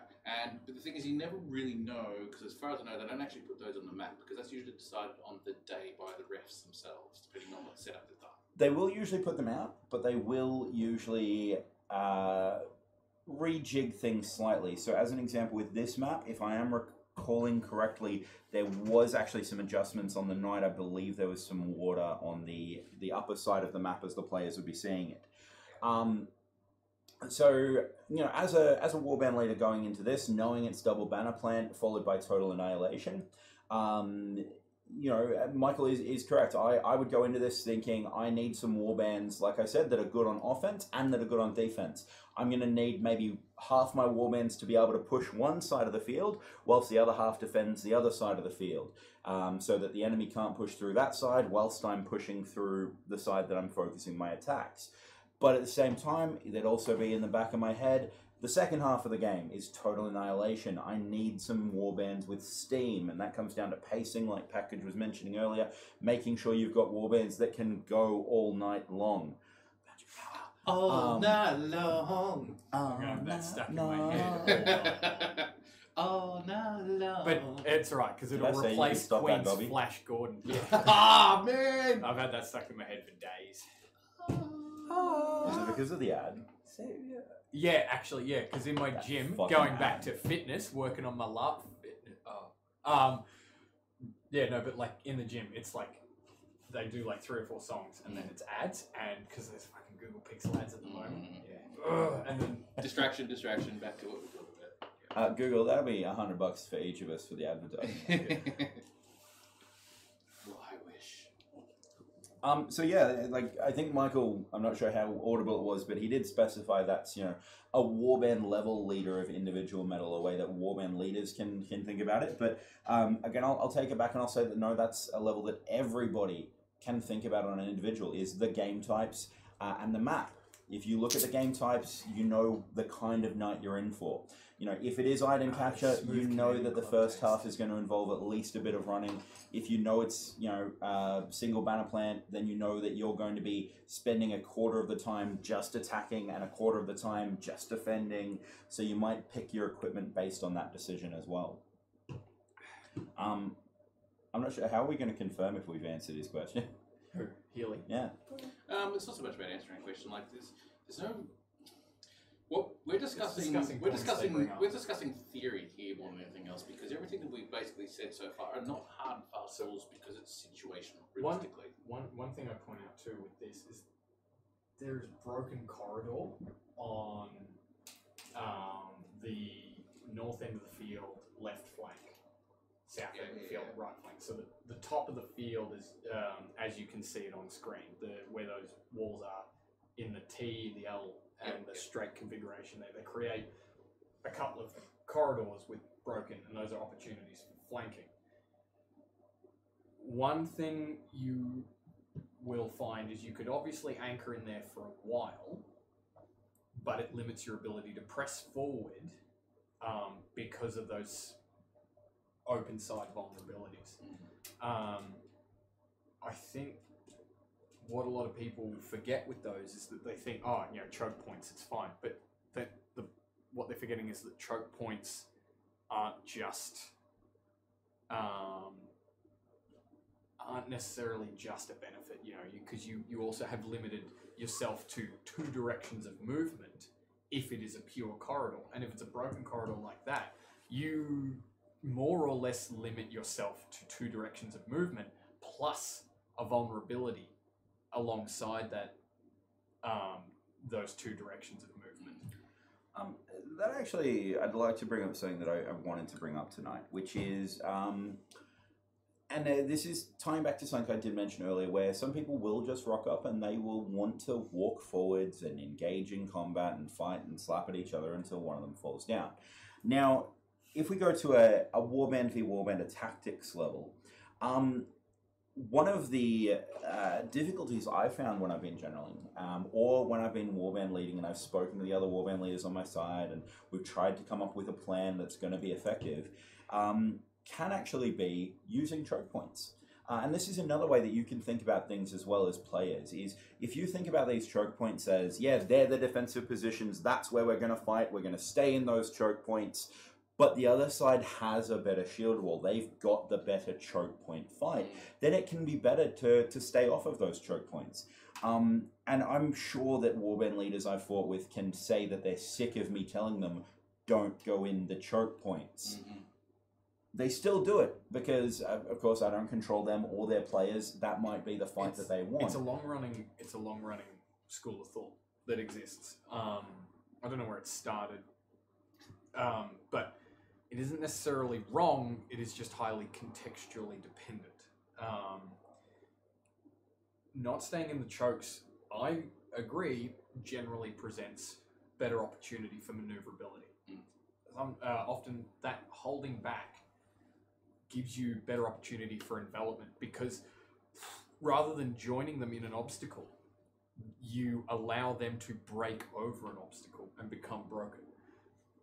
I can't remember it, and of course, we're talking about tactics and stuff. Yeah. So Sun Tzu, he's talking about not establishing yourself on broken ground. You want to find yourself on an even footing, unless you're attempting. If you're attacking, unless you're attempting to defend, then you want to put your enemy on the broken ground with you, so that they struggle to get to you when you're in that defense. In that regard, you would want to be just behind these obstacles. So where that sort of, let's assume that it's double banner plan. So let's assume that it was single banner plan, for example, and the green were defending. You would want to sit at the top of your deployment zone, set up your units there, whatever they are, to deal with whatever is coming, and let them break and come on broken and piecemeal after having had to maneuver those things. And then you can attack them while they aren't necessarily fully formed and while they might not be able to assist one another. Turn their choke points into their detriment rather than trying to make it your benefit. There's something I've always noticed. Even though I haven't run a side in quite some time, but I've always been welcome amongst the chats when it comes to the warband leaders and stuff like that on most of the sides. I mean, you set this chat up, so that's bias. But moving on. I think he more means attack. Okay. Honor Friday. Honor Friday. Which is mostly just because we can't get rid of the bastard. Yeah. Sorry, I'm like, who took it? And I realized you meant Tim. I'm like, oh, Tim. No, we got rid of you. Got rid of himself. Anyway. Shut up about Sun Tzu. One of the things that I've noticed a lot, and there's a few variations outside of this, which is good, is that there is this mentality of doing the same thing over and over again. To the extent of we fight, especially because we've got the map up still, there's this green side and this pink, peach colour Air side. quotes red side. Yeah. And the salmon. It's called salmon. Sorry. Fuchsia. Your testosterone's probably getting in the way of that. Of course. I just remember how the maps used to be, and it was green versus red. Yes. So anyway, because of that Back particular in mentality, a lot of the fights basically occur in the terrain. Only towards the end of the night, when a lot of the sides are being decimated and stuff like that, does it start spreading out across the whole oval. Yeah. So the problem then is everyone's spread too thin for anyone really to make do a difference, and then it's a and foot because race. it's the end of the night, everyone's tired, so they're not. So, well, the thing is that, and that's sort of my point. Is like it's not just each round that you let them get broken. You let them get tired going over that terrain. What I'm trying to say is that, like, I've seen particular sides who are not a heavy shield wall, and other sides that are, and that the side that's not the heavy shield wall is generally mostly skirmishers or shock troops or give or take this that have not ever tried to utilize their shock or skirmish abilities to their full extent, because utilizing skirmish tactics in an area where the terrain is getting involved, you're choking yourself trying to do skirmish tactics, which you can't do. Then you inherently get stuck in a shield wall, and you're not good enough at that because that's not what you trained for. That's not what your setup was. What you find though is like you have those scenarios. So one of the things that I have often employed in the past when leading a side is a quick and sudden organized drive down the field. That sudden onrush and utilizing that shock in the first round. Everyone comes back super jazzed, a little bit puffed, and they're like, wow, that was amazing. We smashed that in a number of seconds, or a number of minutes. And they're like, we should do that again. It's like, absolutely not. Because they saw that whole thing play out. They will play against it. And you said it, of doing the same thing over and over again. And the number of times you come back and you might go to a warband, meeting, for a side, and they're like, that worked. Let's do that again. And it's and I so often say, let's not do that again, because they will be expecting that. They will have a plan to counteract and overcome that. And it's not always the case, but predominantly, even if it fails, they have tried to address that exact same tactic. You're rinse and repeating. I'm going to add a point on to what you're saying too. Rinse and repeat generally fails. No, rinse and repeat. The tactic itself is fine as long as you mix up the warbands who are doing what parts. No. Because sometimes the balance of what is deployed where to achieve what objective against certain other things is completely thrown out by mixing those up. I'm actually going to have to disagree on a singular point there, which is that quite often the reason that the tactics will get repeated yes, there is an aspect of that worked, let's do it again. A bigger problem is when you lose and you say, let's do it again. Yeah. Now, one of the reasons for that happening on either option, though, which again, we're going to go back to individual and warband level, how can you affect the meta? Get ready every round. Yes. If you're a warband leader, go to your general, get your new orders. Unless it's a general that has said, don't come to me at the start of the round, I'll send a runner, or you'll get your orders, I wouldn't know etc. anyone that does that. Not anymore.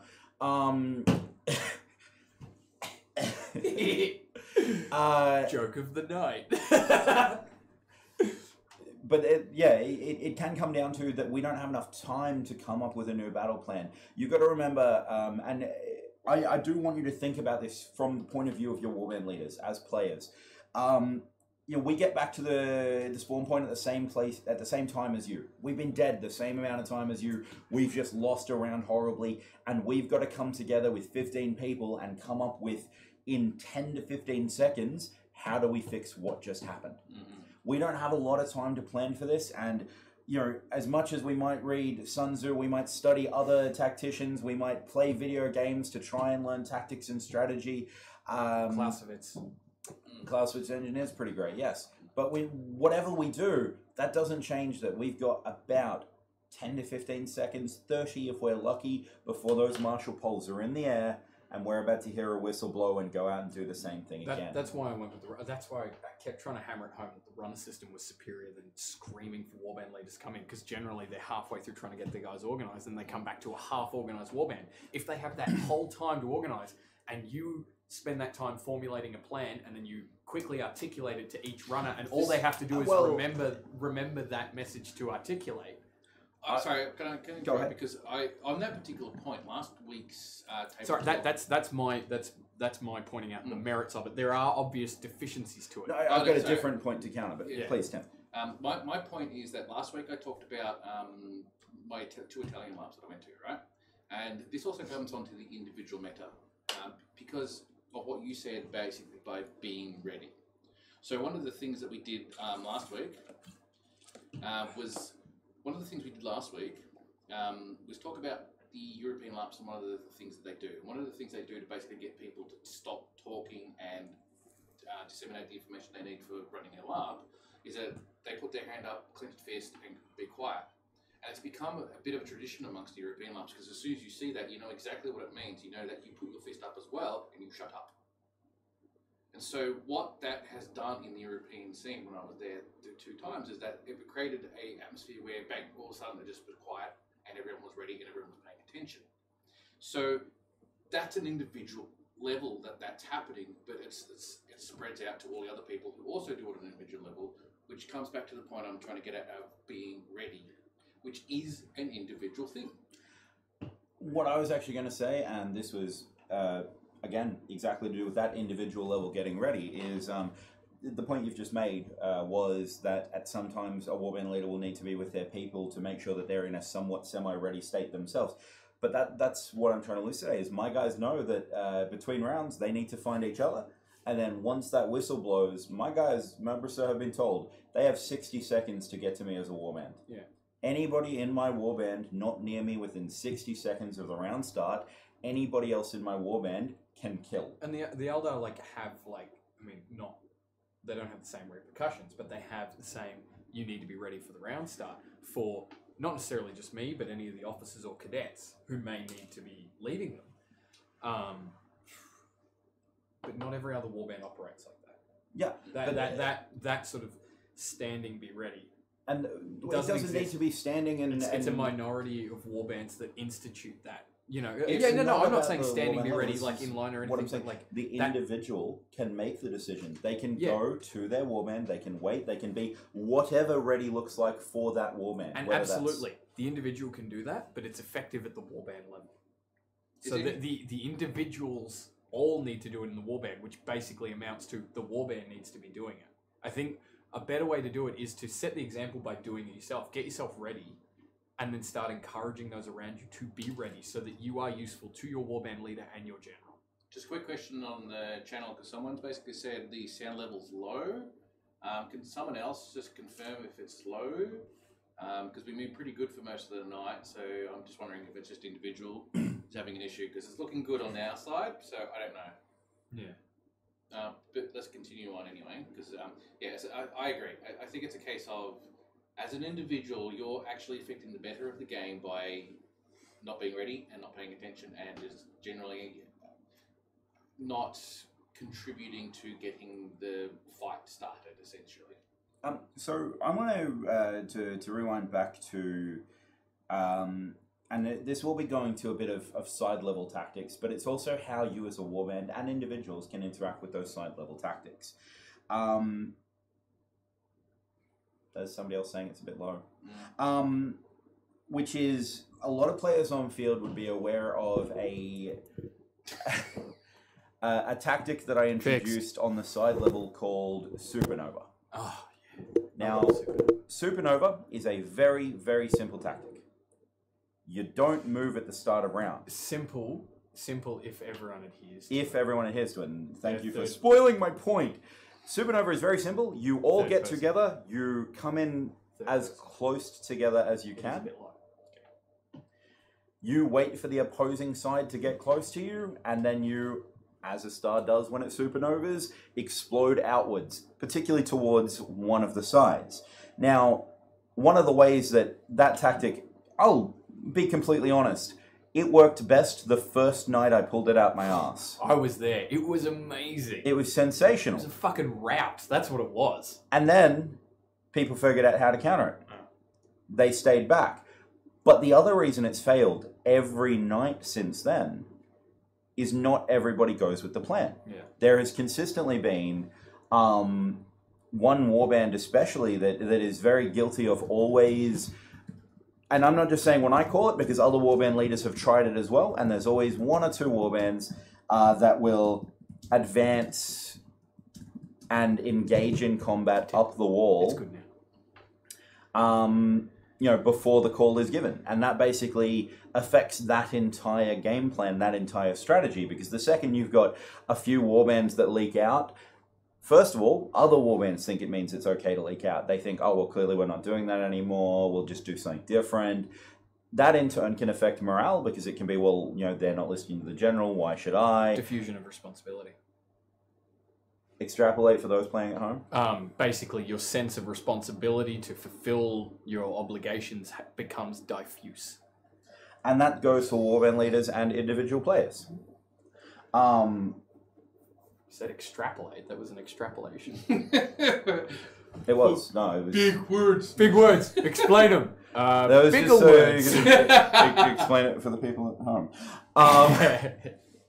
It basically means, you see other people not doing what they're told, so you're like, well, I ain't doing what I'm told. Yeah, and again, individual level and warband level. So a lot of the things that Call affect... her into 3OW. Yeah, so this fucking general gets up there on a Friday night, he's yelling out Supernova or Star Cluster or some bullshit. And, I pay my $14. I pay my $14 to him. I should be allowed to have my fun. And we're trying to run down the field, and he's screaming at us, get in the fucking Supernova. You see what I mean? It's the fucking Labour government that allows these sorts of socialist totalitarians. Guys. Jesus. It's Daniel Andrews, I tell you. Every 3OW caller. Yeah, so that was just one example using a tactic that I'm fairly certain, at least a lot of my fellow warband leaders that have been with me when I've generaled, or a lot of players may recognize the name of it, because we don't have very many named strategies and tactics. Even if they're named, even if they're named for the general, they might have a different name between warbands and generals, and so you're generally left to describe it. And you're not necessarily adhering to the straight principle you might have in your head anyway. Like the Elder have doctrine tactics, and that's deliberate. But the name isn't necessarily given. A description is, because you will want to vary according to circumstance. It's also interesting something else that I just thought about, but based on the choices of the tactics you use when you're about to start the fight. Because there have been situations where... the fight was... I was on a side once when the fight wasn't going in our favour, but it wasn't a total like wipe. Yeah. But it was still just a really slog, and just we weren't seesaw. Yeah. Yeah. Well, not so much a seesaw. Like it's like we'll start off like 50-50 neutral ground, whatnot. Fight. Off the wheel. Even kill grind. Even kill grind, but still losing. Still losing because we weren't. Mixture of a few other factors here. You have less healers. Yeah, pretty much.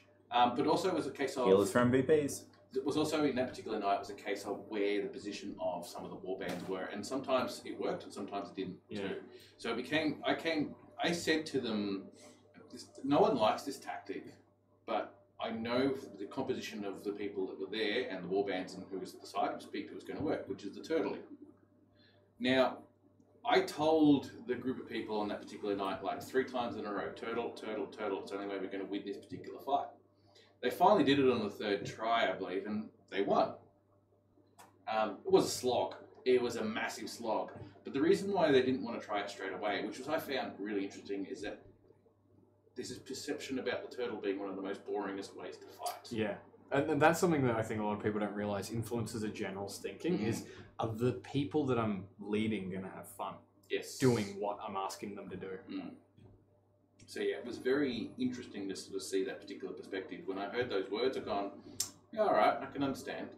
Probably not on the night I didn't, but I can reflectively I can understand now.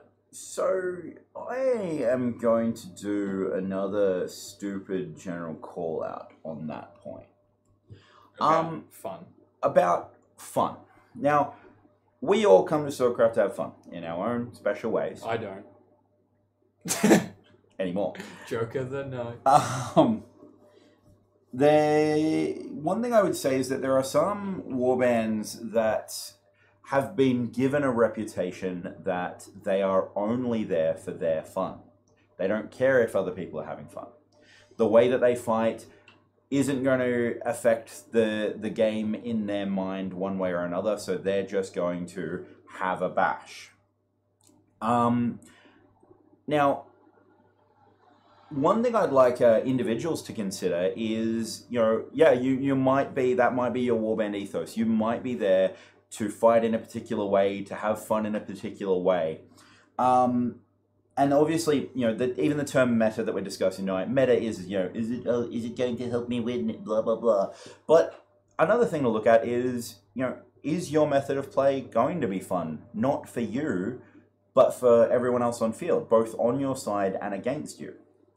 So, if you've got a warband of 20-odd people that are just there for shits and gigs, and you aren't going to listen to your general, and you aren't going to help with the fight, and you're just going to rush in and die, is that going to be detrimental, not just to your side's ability to win or lose, not just to the meta, but to the fun that your side is going to have? Is it going to mean that, your side suddenly feels like they're 20 players down because of the way in which you choose to have your fun? There are a few warbands that have marketed themselves almost exclusively to do that, and I am going to make the exceptionally stupid decision of naming one because Tim named them earlier. The Goat Riders. Yes. The reason I name them is in the last month, they have been my favorite warband to work with because I've actually communicated with them on every night we've been on the same side. We've actually spoken to each other, me and their warband leader, and we've been like, cool, this is what we're going to do on this side. This is how we're going to engage this fight. This is, you're going to go this way, I'm going to go that way. And that's taken, for me, that's taken them out of that aspect of, oh yeah, they're just going to fuck around, they're just going to charge in, they're just going to be goats. And it's basically made them into I can work with them. They're going to help me achieve my objectives on field, which are to have fun in my way, but they're also enjoying it as well. I think the goats get a bad rap for which is exactly why I wanted to name them in this, because you can work with them.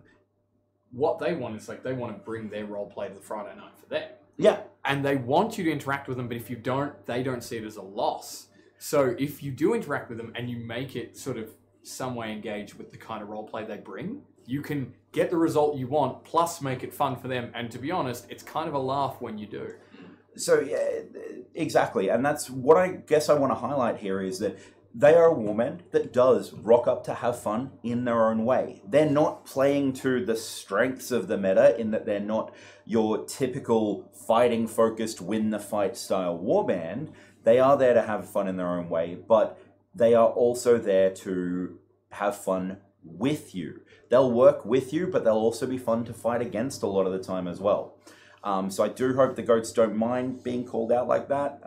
Just when Tim mentioned them earlier and thinking on this topic, I thought they were a great example of how you can be selfish in that you're going for your own goals, but also selfless in that you're not sacrificing the fun of your side. You're not going out there and throwing fights just because, oh, I feel like a suicide charge this round, I'm just going to go be worthless.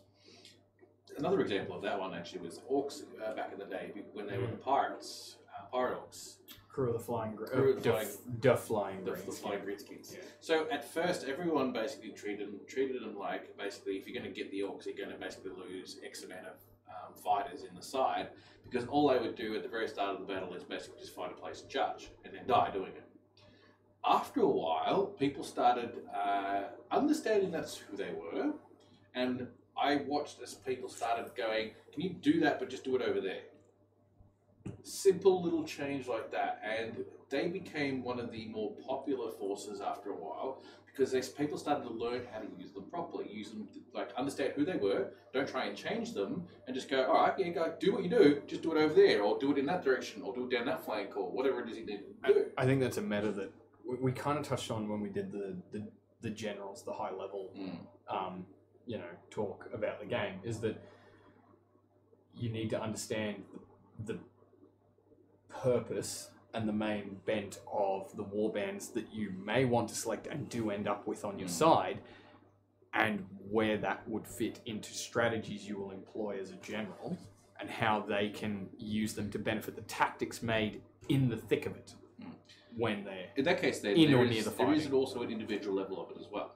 So let's take away the start of the fight when we've all started going into shield walls or whatever it is to tactics squad, and like say 50% of the side's been decimated on both sides. You know, it's been a hard slog and there's a lot of people who have died. There's like almost your warband's been separated, split up, all these individuals across the board are just everywhere. So you've basically just got to go, well, this is basically just turned into whoever happens to be in the space I'll fight who's an enemy. Every once in a while, I've had to go, I'm this particular type of fighter, you're that particular type of fighter who kind of complements me, so are you, let's get together and try and bring something together. You're from the Order, you're from this warband, that warband, we're all heavies and we all sort of roughly know each other, or we this sort of have armor and can fight sort of same way to bring something back in.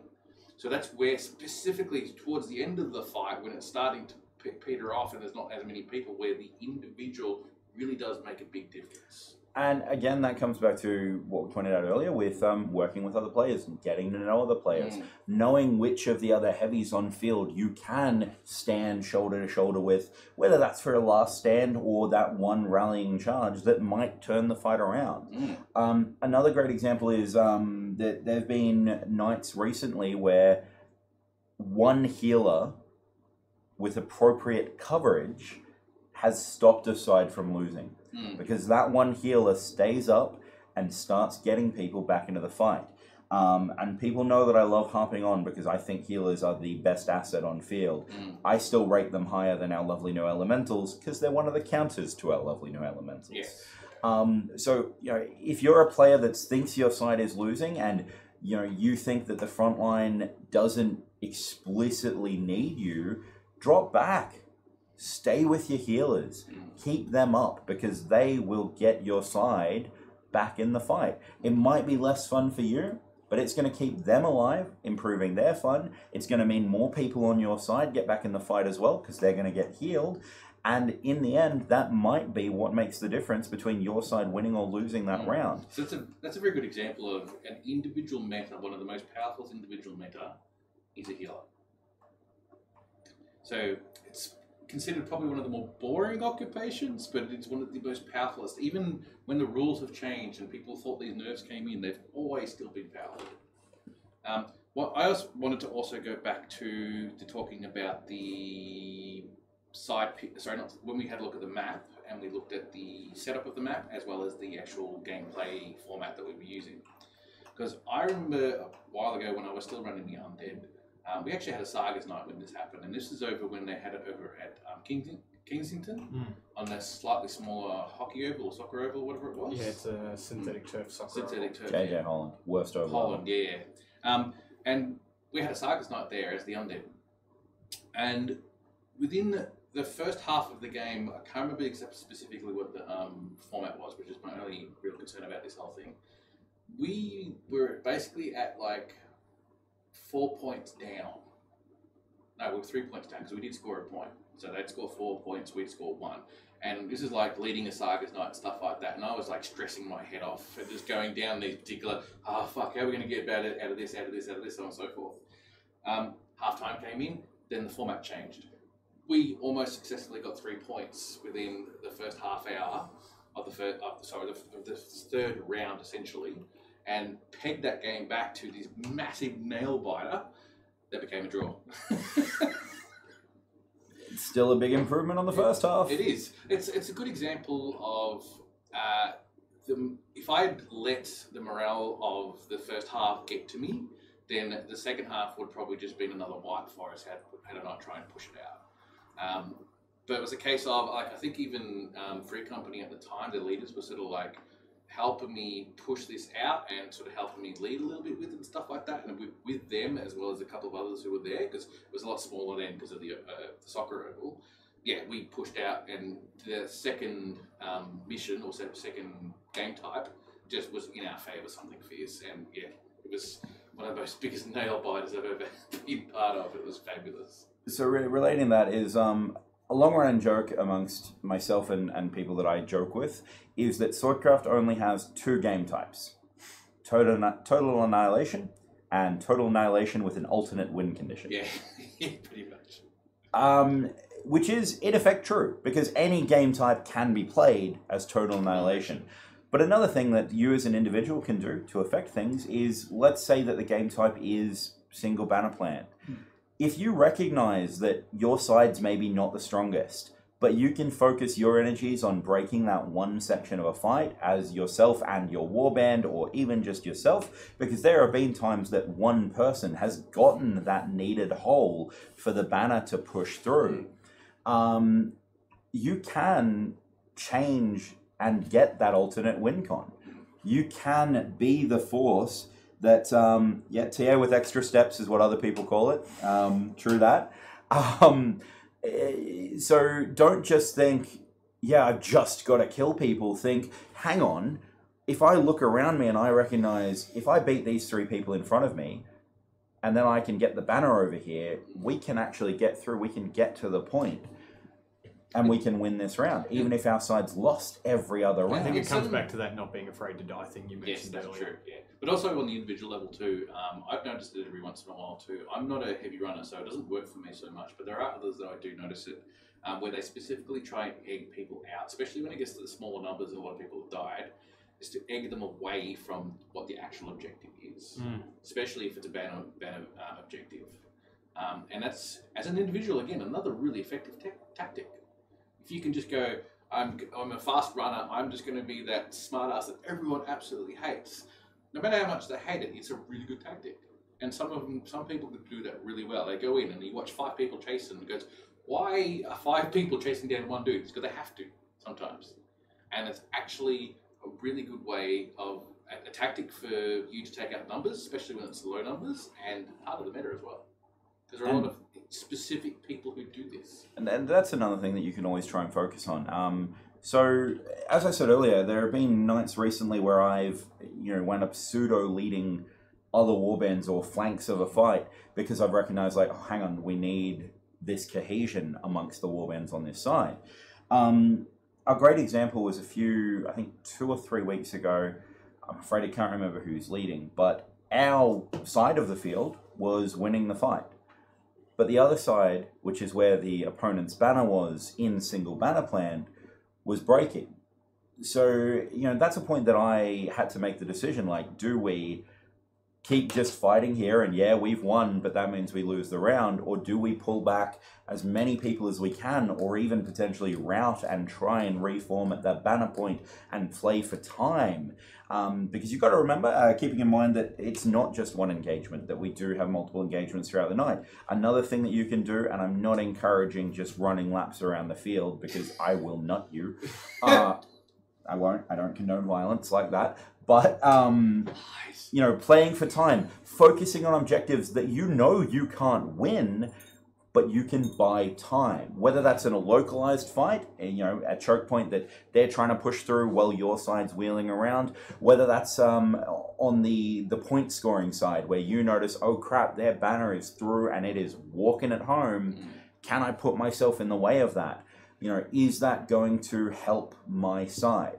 So don't just think about your own personal fight to more of the extent of not just not panicking about dying, but focus on the objectives.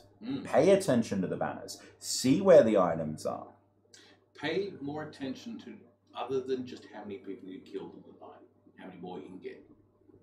I mean, that's another way to make yourself competitive with yourself. Swordcraft is a game of maths. Yeah, it is. If you've got 3 health, but you deal 6 points of damage every round, technically, you're going well. Yeah, that's true. That's true. All right, it is 10 p.m. It is technically the end of the night, and we could probably talk forever.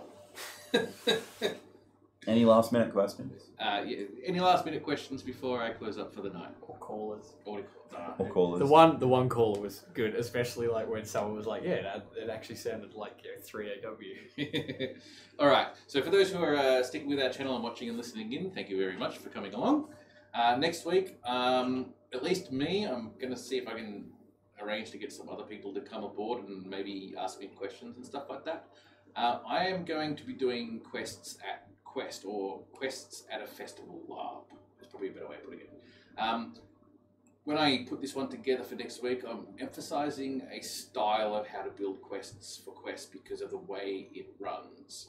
It's not so much of a this is how you run quests at LARPs. It's just, I think, more specific towards the festival style is what I'm getting at. Especially the more Swordcraft WYSIWYG style of LARPing, which is what you see, what you get, as opposed to actual stats and all that type of jazz. A school of thought. It's a school of thought. Thank you. That's the word I'm looking for. So hopefully I can. I want to basically go through a discussion with the things that I've learned over time about some of the things I've seen, the do's and don'ts from my perspective and my experience about creating and running quests at LARP, at the festival LARPs. Sorry, that's what I should be putting it. All right. As I said earlier in this particular chat too, I am probably going to slow down the amount of table talks that I do from a weekly thing to a monthly thing, and hopefully getting some regular faces on to help me talk about particular topics. That way we can probably be a bit more succinct about what we're doing, and that will probably start in March. So for the rest of this month, I will just continue on with the weeks like I have been, but in March I will be just picking a week of the month, and it'll always be on that week of the month, so it might be the first week or the second week. I haven't figured it out yet. The other Tuesdays, we're going to start doing other stream content. I think one of the things we're going to look at doing is board games for anyone who's interested. I might even invite others to jump along, especially those who are regulars on the channel, so come join us. And yeah, that's pretty much it. If you invite me, I should point out that I'm banned from anything involving trading. Trading? What's that? Because everybody knows that they don't want to trade with me, but I still win. All right. We're probably going to do, it's a somewhat of a reviews of games, so we'll always try and play new games and stuff like that, so it'll be a mixture of stuff, and go from there. But that's one of the many call in right now. Is there? towards the end. Well, pick up. No. Don't be rude. No, I already denied it. Who was it? Denied it. Oh, it doesn't matter. I don't want to out him on the stream. No, name and shame. Name and shame. Whoever you are, call me instead. I'll pick up. All right. Thank you guys for coming along for this. We were supposed to have a few more, well, at least one more person come along, and I did invite a whole call him out. And call him out. Yeah, him. Shugan. Oh. What? Oh, you called him out. Whoa. What the hell, dude? Inappropriate. Jesus. Hang on, is this mic still on? Yeah, they're all on. Might as well have said fuck Shogun.